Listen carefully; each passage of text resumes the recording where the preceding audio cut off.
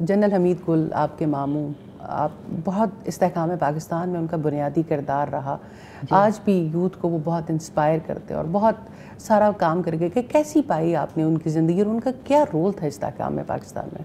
جی ان کی بڑی سمپل، اگر آپ ان کو پرسنلی ملتی تو بہت ہی سمپل ان کی لائف تھی. اچھا جب وہ جنرل ہو گئے تو میری مدر جو تھیں وہ زیادہ انسپائرڈ میری مدر سے تھے. بڑی بہن تھی میری مدر ان کی، اور اپنی والدہ سے زیادہ وہ میری مدر کے ساتھ اٹیچ تھے. اور اپنے انٹرویوز میں لوگوں میں بڑی حیران ہوئی، ایک جیو کا انٹرویو دے رہے ہیں، 5 days کا ان کا انٹرویو تھا، کانسٹنٹلی میری باجی نے یہ کہا. تو امی بہت پریشان تھی اور کہنے لگی کہ گل تم آپ ہو رہے ہو اور کچھ گورنمنٹ کے اوپر پولیٹیکل پوسٹ ہوتے ہیں، تمہارے پاس کوئی گھر نہیں ہے، کچھ نہیں ہے، تو تم اپنا گھر بناؤ. تو کہنے لگے باجی جو مجھے گھر ملے گا میں رہ لوں گا. پھر میں بینگ انٹیریئر ڈیزائنر، مجھے کہتے ہیں، مجھے شانم باجی کہتے تھے کہ میرے لیے تم کارڈ بورڈ کا گھر بنا دو گی نا. تو میں بہت ہنسی. تو ان کو he was not bothered about all these things. ان کا مقصد، ان کی سوچ ان تمام چیزوں سے بہت بہت ابو تھی.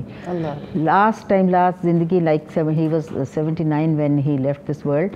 تو انہوں نے جو گورنمنٹ نے ان کو ریٹائرمنٹ پہ ہاؤس دیا تھا، he was living in that house. لوگ اتنے بڑے ڈیلیگیشن، اتنے بڑے لوگ آتے تھے ان کے پاس، اور سمپل سے اس گھر کے اندر، اور وہ آتے تھے. اور آج میں ڈاکٹر، یہ تو ایک پہلو ہوگا، سمپلسٹی تو بہت لوگوں کے اندر ہو سکتی ہے، لیکن ان کی تحریر میں جو اثر تھا، پھر جس طرح سے وہ پاکستان کی نظریاتی سرحدوں کی حفاظت کے لیے جو انہوں نے کوشش کی، میں آپ کو یہی اسی پوائنٹ پہ لا چاہیے. یہ چیز انسان کی پرسنل لائف سے ہی شروع ہوتی ہے.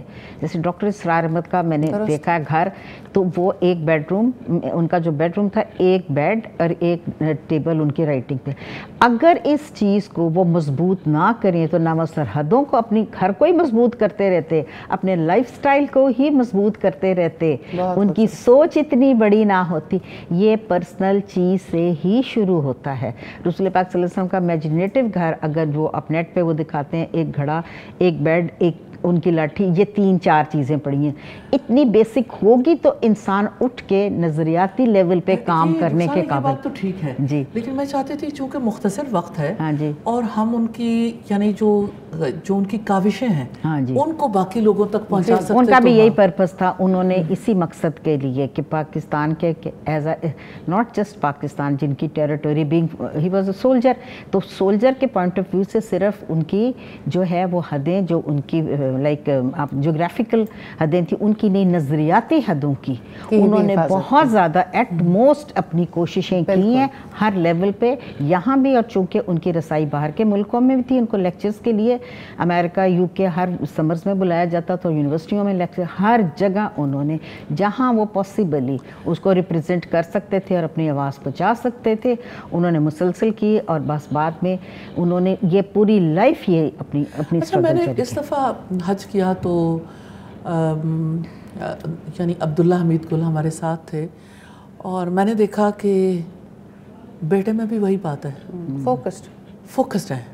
اور سمٹائم میں آپ کے فوکسڈ ہونے میں بہت ساری چیزیں رکاوٹ ہوتی ہے. یہ بہت بڑا میسیج ہے جو انہوں نے اپنی گفتگو میں دیا ہے کہ اپنے نظریات کی اتنی حفاظت اور اتنی زیادہ لگن ہو انسان کو، جس جذبے کو، یا تو انسان اپنی دنیا کے پیچھے بھاگ سکتا ہے، یہی ہے، یا یہ کہ جس عقیدے پر وہ ہے اس کے پیچھے بھاگ سکتا ہے. اپنے آپ کو نیچے رکھ کے آپ اوپر اٹھ سکتے ہیں. اگر اسی کو آپ سٹرینتھن کرتے رہے مسلسل آپ کی دنیاوی چیزوں کے اندر، تو آپ وہیں گم ہو کے رہ جائیں گے. شیطان کا ہتھیار کیا ہے؟ دنیا.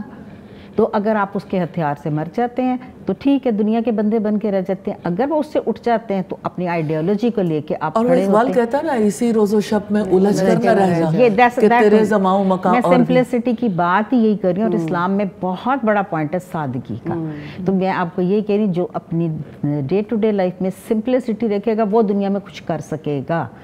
ٹھیک ہے. اور ہماری آج کے کیٹاسٹرفی اس جگہ یہی ہے کہ ہمارے لائف سٹائل کے اندر اس قدر لگژری اور چیزیں آ چکی ہیں کہ ہم اپنے مقصد سے ہٹ گئے. ہمارے بچے، ہمارے نسلیں جو ہیں وہ بالکل اس چیز میں سے، ان کو پرپز آف لائف یاد ہی نہیں. ہم نے، ہمارا جرم ہے، ہماری نسل کا جرم ہے، ہم مجرم ہیں. میں ایکسیپٹ کرتی ہوں کہ ہم نے اپنی بچوں کو دنیا کے بندے بنا دیا، برانڈز کے پیچھے لگا دیا اور ان چیزوں کو لگا دیا، بجائے اس کے کہ ہماری، اور ٹوٹل جو ہے میڈم نے کہا ہمارا ہیروز हीरोज़, वो पूरे हीरोज़ अपने क्रिकेटर्स, एक्टर्स, म्यूजिशियंस, उनके पीछे बच्चों को लगे। बल्कि खालिद बिन वलीद की स्टोरी ना सुनाई उनको कभी ज़िंदगी में, पैगंबरों की स्टोरियाँ, असहाबा किराम की स्टोरियाँ, मुसैब बिन उमैर की स्टोरियाँ हमने बताएं। एम्बेसडर ऑफ इस्लाम जो फर्स्ट था वो कौन था?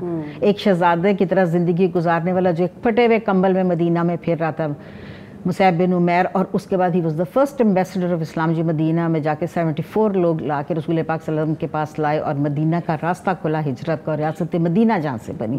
क्या हमने उनकी चीज़ें बताई इन लोगों को? बिल्कुल। वही अब पॉइंट वही आता है कि जब उन्होंने दुनिया छोड़ी तो उन्होंने वो ऊपर गए। दुनिया में इन्वॉल्व होना शैतान का हथियार है। अगर वो आपको किल करता है तो इस हथियार से किल करता है। ये मेजर उसका हथियार है, हुब्बे दुनिया।